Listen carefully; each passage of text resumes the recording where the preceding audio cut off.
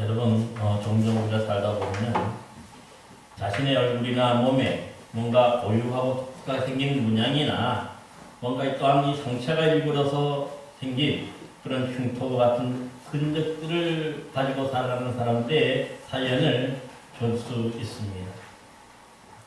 어떤 분들은 보면은 자신의 얼굴이나 몸에 그 태어나면서부터 지울 수 없는 크고 작은 어떤 독특하게 생긴 점이나 문양이 몸에 저절로 생겨서 평생을 살기도 하는 것입니다. 또한 어떤 분들은 어렸을 때에 뭔가 이런 뜨거운 물이나 불에 대어서 그 크나큰 화상의 흔적이 생기게 되는데, 뿐만 아니라 또한 어떤 사람들은요, 갑작스러운 사건으로 인해서 그 상처의 흔적들도 몸에 지니면서 평생을 사는 분도 있는 것이죠. 또 어떤 분들은 보니까 그 자신의 자녀들에게 일정한 그 문양이나 표식을 인위적으로 새겨넣는 그런 분들도 있고요. 또 어떤 공동체에는 보면은 그 하나의 공동체의 일원이 되기 위해서 인위적으로 뭔가 특별한 문양을 문신으로 새겨넣는 것도 볼 수가 있습니다. 참 그런데 놀라운 것은요, 뭔가 이렇게 생긴 흔적들이나 이런 문신이나 모양이나 이런 것 때문에 뭔가 지금은 당장 먹고 살기 어렵고 때로는 힘들었는데, 이러한 문양과 이런 화상의 흔적들, 이런 점들이나 이런 것 때문에 서로를 알아보고 또 가족을 다시 찾는, 재회하는 그런 중요한 단서로 되는 것도 볼 수가 있습니다. 이제 오늘 우리가 본문을 통해서 계속 살펴보고 있는 이 믿음의 조상 아브라함에게도 그의 후손과 대대로 그들의 몸에 아주 뭔가 중요한 흔적, 일정한 표식을 남기게 되는 그러한 사건을 우리에게 말씀하고 있습니다. 여러분, 이 믿음의 조상 아브라함과 그의 후손들이 대대로 그들의 몸에 일정한 흔적, 이 표식을 남기는데 어떤 것일까요? 오늘 보면 창세기 17장에 보면요, 원래는 이 믿음의 조상 아브라함이 99세가 되도록 그 하나님께서 주시겠다고 약속하신 그 상속자를 얻지 못하였습니다. 그런데 어느 날 하나님께서 이 아브라함에게 나타나셔서 나는 전능하신 여호와라, 너는 내 앞에서 행하여 완전하라 말씀하셨습니다. 그러면서 또 하나님은 아브라함에게 내 언약이 너와 함께 있으니 너는 여러 민족의 아버지가 될지라, 내가 너로 심히 번성하게 하리니 내가 내게서 민족들이 나게 하며 왕들이 내게로부터 나오리라 하는 이러한 약속을 해 주셨습니다. 그 이 약속 후에 오늘 특별히 본문 말씀에 보면 이렇게 말씀하셨습니다. 하나님은 그런즉 내 언약을 지키고 내 후손도 대대로 지키라, 너희 중 남자는 다 할례를 받으라, 그렇게 말씀합니다. 그러니까 뭔가 하나님이 지난 시간에 말씀드린 것처럼 이 아브라함과 이 귀한 언약을 세워주셨는데, 언약의 백성을 삼고 많은 민족과 많은 왕들이 날 것을 약속해 주셨는데, 그 약속의 증표로, 언약의 백성이 된 증표로 할례를 받으라고 하나님이 요구하시는 것을 볼 수가 있는 것이죠. 그러게 이 할례는 어떻게 보면은 이 유대인들, 특별히 아브라함의 후손임을 증명하는, 그래서 하나님의 백성임을 증명하는 그런 표식이 되는 것도 볼 수가 있습니다. 그렇다면 여러분, 우리가 이 아브라함과 그 후손들이 대대로 이 몸에 남기는 이런 할례는 과연 무엇을 뜻하는 것이죠? 어떻게 하는 것입니까? 오늘 본문 11절에 보니까 바로 표피를 베어버리라 합니다. 여기서 말하는 표피는 남자의 생식기의 그 표피를 잘라서 제거하는, 없애버리는 것이 바로 할례입니다. 당시에 왜 그러면 이렇게 할례를 행했어요? 사실 이 당시에는요, 이 생식기의 표피를 제거하는 데 몇 가지가 이유가 있을 수 있는데, 대부분을 보면 이 남성의 생식기와 이 표피 사이에는요, 이런저런 먼지나 뭔가 불순물들이 쌓이고 거기에는 병원균들이 증식하는 그런 원인이 되는 것, 그것이 바로 이 표피 사이에 있는 것이죠.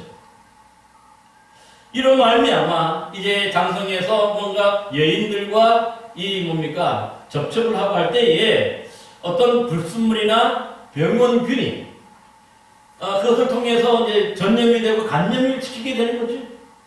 그러다 보면은 이 태아가 건강하지 못하고 때로는 태아가 죽게 되는 그런 원인이 된다고도 여기게 되는 것이죠.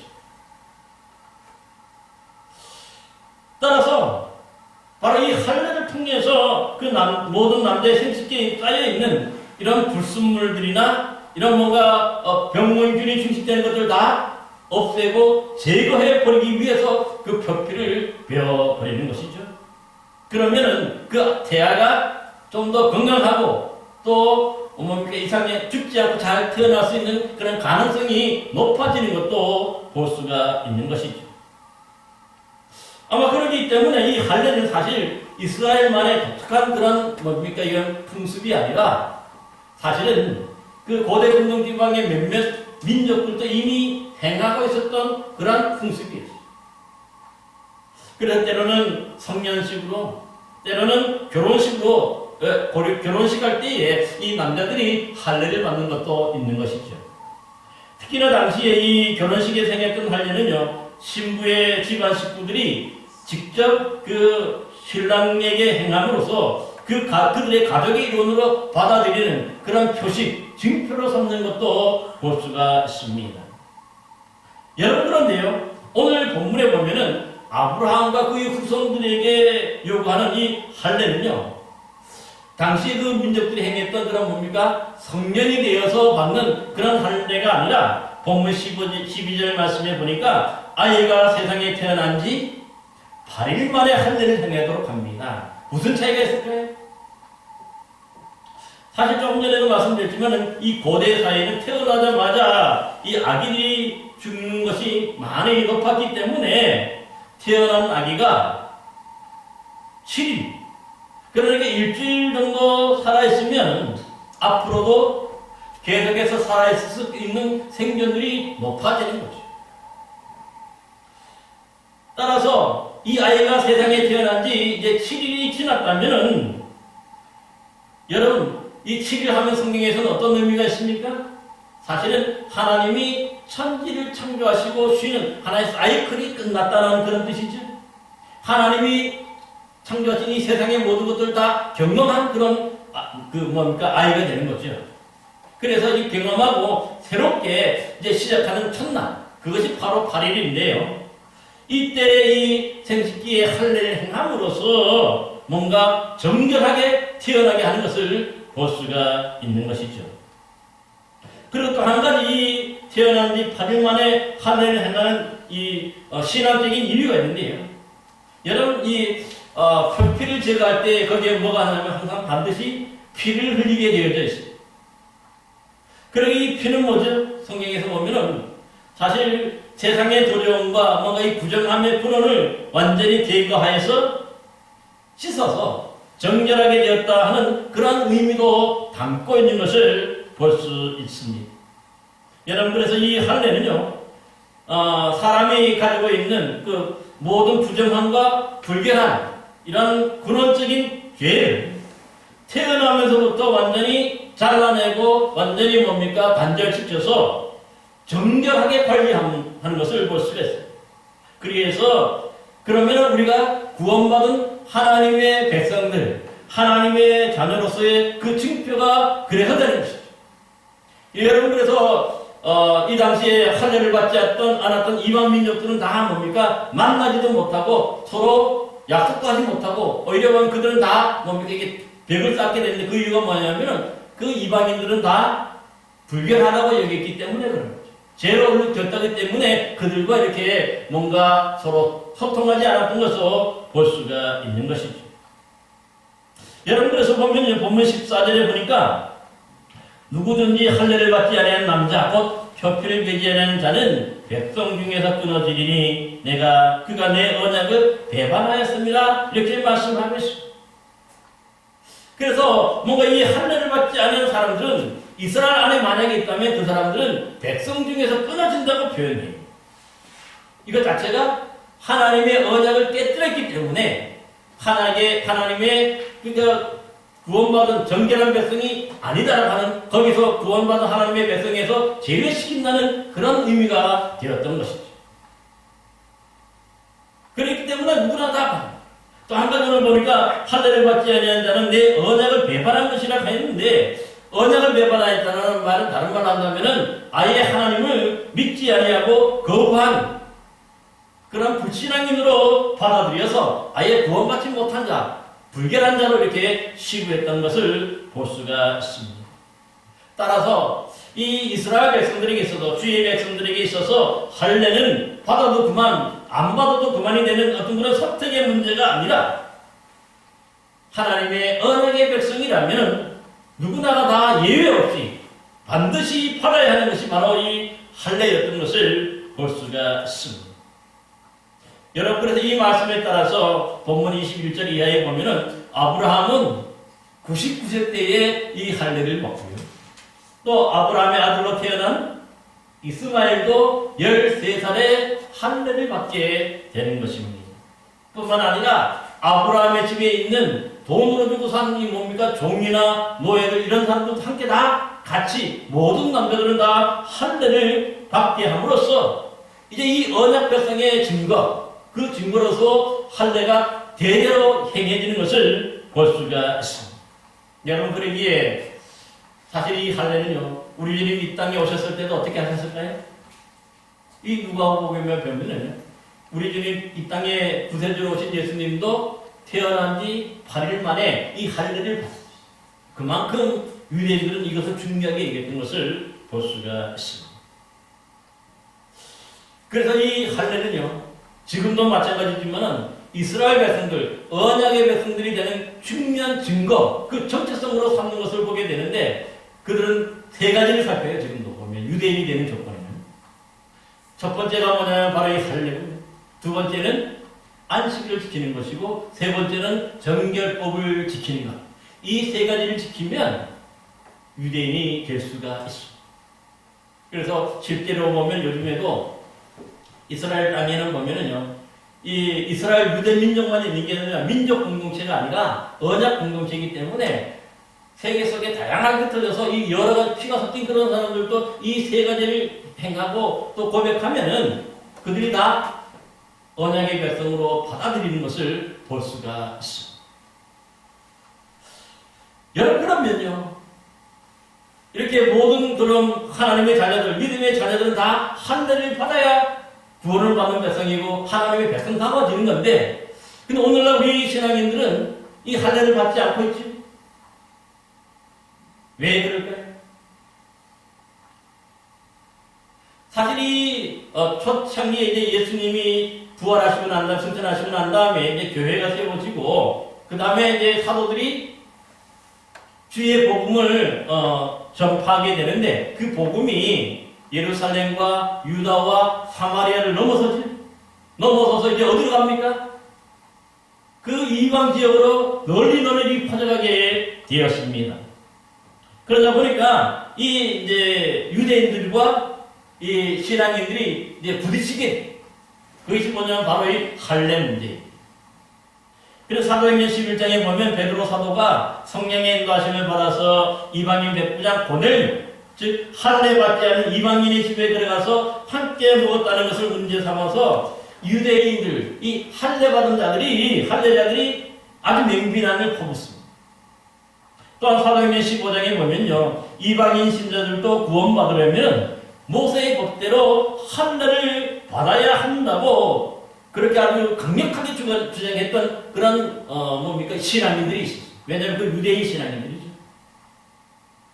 유대인으로서 예수님을 영접한 사람들은 이방인들도 다 할례를 받아야 된다고 주장했지만은요, 그러나 그 당시 이방인으로서 예수 믿기 시작한 사람들은 할례를 받았을까요? 할례를 받지 않았어요. 그 이유가 뭘까요? 사실 초대교회 사도들이 전했던 그 복음은 뭡니까? 뭔가 이 할례를 때문에 구원받고 안 받고 그렇게 하는 것이 아니라, 구원은 어떻게 얻는다고 가르쳤습니까?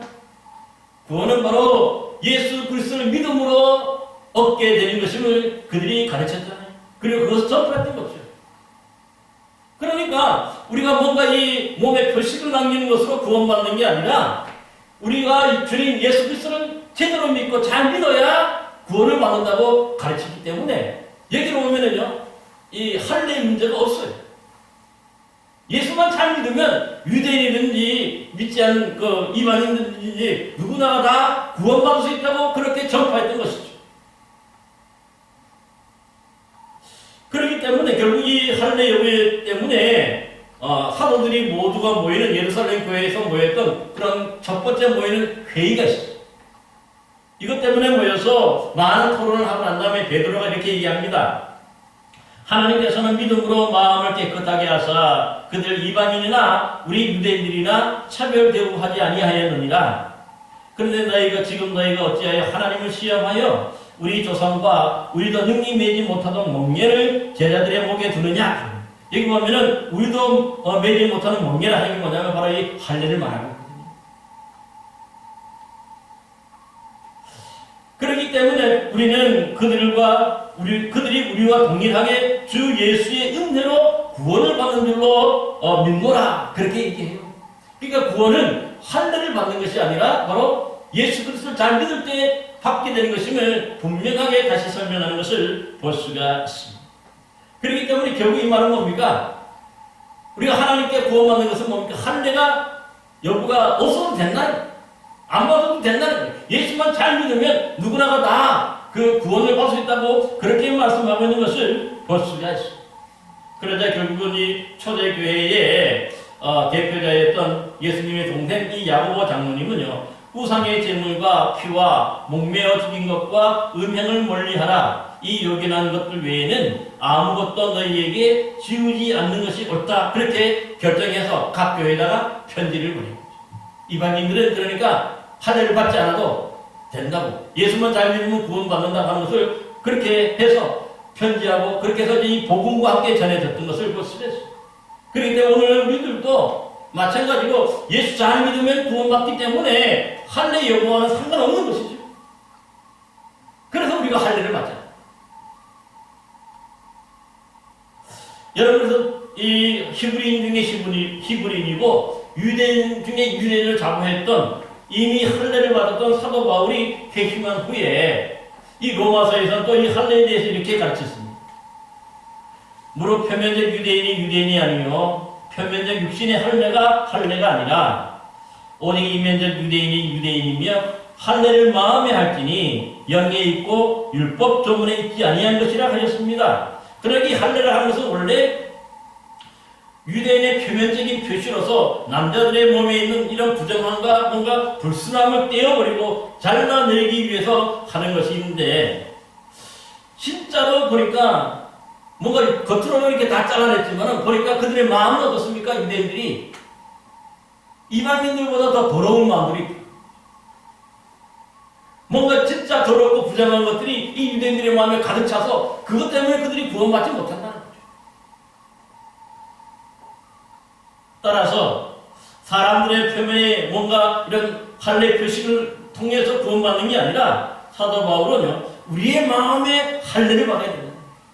더럽혀진 우리의 마음, 더러움과 불순물로 가득 차 있는 우리의 마음을 뭡니까?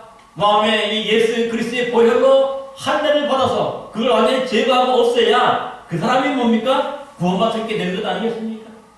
바로 이것이 복음이라고 가르친 것을 볼 수가 있습니다.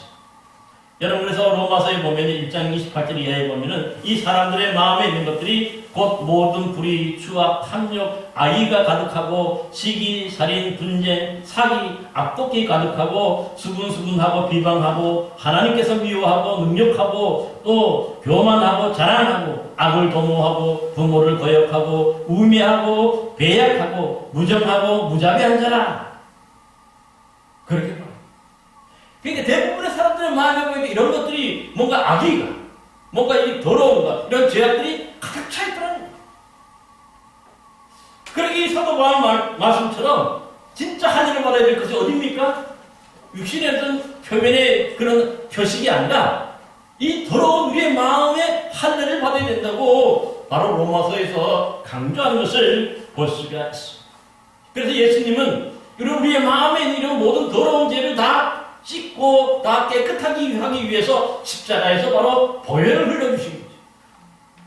그래서 부정하는 우리들이 예수 그리스도를 믿을 때에 바로 우리의 모든 죄가 예수님께 전가되고 우리는 용서를 받아서 그래서 깨끗하게 되고 거룩하게 되는 것을 말씀하고 있는 것이죠. 그래야 바로 우리가 진정한 구원받은 하나님의 백성, 거룩한 하나님의 백성, 정결한 하나님의 백성, 이 언약의 백성으로 살아가게 되는 것입니다. 따라서 뭔가 겉으로 보여지는 이런 육체적 표면적 할례가 우리의 구원을 보장해 주는 것이 결코 아니므로 우리는 사실 뭔가 온갖 부정한 것과 더러운 것들로 가득 차 있는 우리의 마음에 그 예수 그리스도의 보혈로 할례를 받고 죄사함을 받아야 할 줄로 믿습니다. 이것이 진정한 할례의 의미인 것을 우리가 기억해야 하는 것입니다. 그러니 여러분, 만약 우리가 아무리 할례를 받았다 그래도 만약 예수 그리스도의 이 십자가 보혈을 믿지 않는다면요, 그 죄가 용서받지 못하는 거죠. 그래서 우리는 결국 하나님을 거부하는 자가 되고 결국 뭡니까? 불신앙이 되는 것이죠. 그래서 구원받는 자가 될 수가 없는 것임을 말씀하는 것이죠. 그래서 여러분, 대신에 이 사도 바울은요, 갈라디아서 6장 17절에서 이렇게 말합니다. 이 후로는 누구든지 나를 괴롭게 하지 말라. 내가 내 몸에 예수의 흔적을 지니고 있느라, 그렇게 고백하고 있습니다. 즉, 사도 바울은 진짜 예수 믿고 난 다음에 그가 뭡니까? 자신의 유대인으로 받았던 그런 할례를 내세우는 것이, 흔적을 내세우는 것이 아니라 바로 우리 주님 예수 그리스도를 충성하고 헌신하다가 자신의 몸에 생긴 그야말로 차원이 다른 예수님의 흔적을 지금 말하고 있는 거예요. 여러분 잘 아시는 대로 예수님도 이 땅에 오셔서 하나님이 원하시는 뜻대로 순종하고 그것을 이루시기 위해서 바로 이 고난의 십자가에 달려 돌아가심으로 죄사함의 보혈을 흘려주셨잖아요. 그래서 이 십자가에서 다니신 예수님께서 머리에는 그 가시 멀리관에 찔리고 찢긴 그런 상처가 있고요. 또 손에는 그 십자가에 다니시면서 못 박혔던 그런 못자국의 흔적이 있는 것이고요. 또 이 옆구리에는 그 로마 병정에 의해 창에 찔린 그런 창자국이 남아있게 되었던 것이죠. 이것이 바로 예수님의 흔적이잖아요. 마찬가지로 이 사도 바울도 회심한 후에는요, 사실 주님께서 부탁하셨던 이 주의 복음을 열심히 전하는 과정에서 자신이 겪고 당했던 채찍 때문에 생긴 상처의 흔적이나 돌에 만자 이 뼈가 부러지고 틀어진 그런 흔적이나 이러한 것들을 가리켜서 바로 뭡니까? 그 몸에 있었기 때문에 이것을 바로 예수님의 흔적이라는 거예요. 주님의 복음을 위해서, 주님의 증거하기 위해서 자기가 당했던 그런 육신의 흔적들을 바로 예수님의 흔적이라고 그렇게 말씀하고 있는 것이죠. 그래서 어떻게 보면 예수님은요, 이 사도 바울은 자신이 가지고 있는 예수님의 흔적들 자체를 자랑하려고 지금 이 말을 하는 것은 아닙니다. 사도 바울은 단지 주 예수 그리스도를 더 잘 믿고 또 주의 복음을 더 잘 전파하기 위해서 진정으로 잘 견디고 충성하고 헌신하고 생겼기 때문에 그것을 바로 뭡니까? 이것이야말로 진짜 믿음의 흔적이라고 그렇게 표현하는 것도 볼 수가 있습니다. 사실 우리 주님 예수님께서는요, 누구든지 나를 따라오려거든 자기를 부인하고 자기 십자가를 지고 나를 따를 것이라 말씀하였습니다. 그러기 진짜 우리 믿는 사람들이 예수님을 믿고 따라가다 보면은요, 자기를 부인하고 자기를 십자가를 지는 과정 가운데서 이런저런 상처나 이런저런 흔적들이 몸에 남기 마련입니다. 마치 이 농부나 건설 노동자가 열심히 일하다 보면 당연히 그 손에 뭐가 백입니까?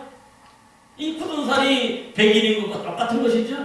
만약에 이 건설 노동자라든가 농부가 이 손에 굳은 살이 없다면 열심히 일한 흔적이 아닌 거죠. 그렇게 마찬가지입니다. 우리 신앙인들도 마찬가지로 예수님을 열심히 믿고 충성하고 헌신하다 보면은요, 자연스럽게 뭔가 이런 상처들이 있고 흔적들이, 믿음의 표식들이 남게 되어져 있습니다. 그러기에 이런 것들이 뭐냐면 진짜 우리가 하나님의 예수 잘 믿는다는 그런 믿음의 표식이 된다고 그렇게 사도 바울은 우리에게 알려주고 있는 것이죠. 사랑하는 성도 여러분, 그러므로 뭔가 율법적으로 의식적으로 이 자신의 몸에 행했던 그런 할례보다도 진정한 우리 믿음의 표시, 하나님의 백성된 표시는 뭡니까? 죄 위해서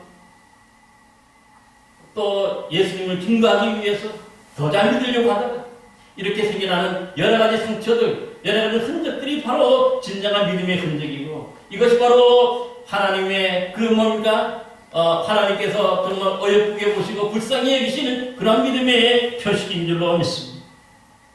저와 여러분 모두도 뭔가 겉으로 보여지는 그런 흔적보다도 정말 우리 주님 예수님을 더 잘 믿다가 더 잘 충성하고 헌신하다가 생긴 이러한 흔적들로 말미암아서 여러분 하나님께 칭찬받고 또 하나님께 사랑받고 또 하나님의 구원을 받아 누리는 귀한 성도들 되시기를 간절히 기원합니다. 기도하겠습니다.